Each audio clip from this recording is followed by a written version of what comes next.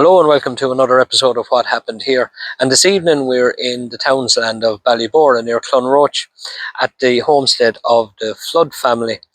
And it was at this homestead that began an incredible journey for a young man in the 19th century. A journey that would start here in Ballybora, go to Southampton, to the Crimea, to Lucknow in India, and all the way back to Brompton in London.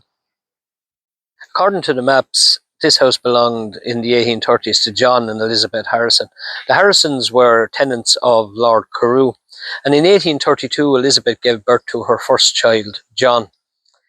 In 1848 the country was in the grip of the Great Famine, and John, who was then 16 years of age, sought a way to get away from the hardship and the poverty. Either John or his father approached the local landlord, Robert Carew, seeking Carew to write a letter of recommendation so that John could join the Royal Navy. Carew wrote the letter of recommendation and, in doing so, ensured that John secured a place as boy second class on the HMS Crocodile. John steadily made his way up the ranks in the Navy.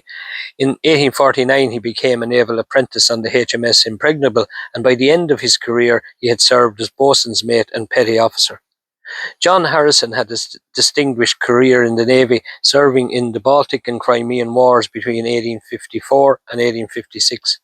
But it was not until 1857 that this young man from Castleboragh would enter an elite group within military history. The Indian Rebellion, or Indian Mutiny as it was commonly called, began in 1857, and it was widespread but unsuccessful rebellion against British rule in India. It began in Meerut by Indian troops in the service of the British East India Company. It quickly spread to Delhi, Agra, Kanpur and Lucknow. It was long described by Western historians as the Indian Mutiny. In India, it was also called the First War of Independence.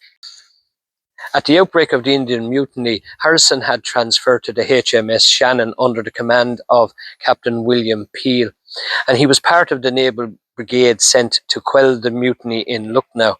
The naval brigade were a group of sailors who went on land to support the troops on the ground.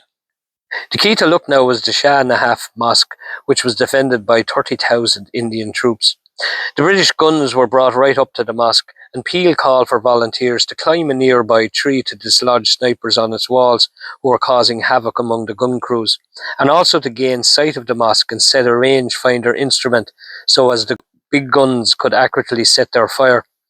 Lieutenant Noel Salmon, able seaman Richard Southall, and leading seaman John Harrison responded. Southwell was killed almost immediately and Salmon wounded.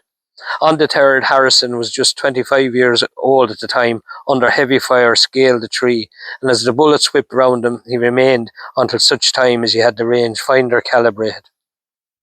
With the rangefinder set, the naval guns were able to accurately engage the target and gain access to the Shah Nahaf Mosque. For his gallantry, John Harrison was awarded the Victoria Cross. This was to add to his Baltic Medal in 1854 and his Crimean Medal in 1855. In January 1860, John Harrison was invested by Queen Victoria in Windsor Castle. So intense was the battle that day that 23 Victoria Crosses were awarded. This is the highest number awarded for any one engagement. John Harrison was discharged from the Navy in January 1859 and secured a place with His Majesty's Custom and Excise, with a letter of recommendation from Lieutenant Young, under whom he had served at the Shah Nahaf. He suffered in later life from malaria that he had contracted during his service.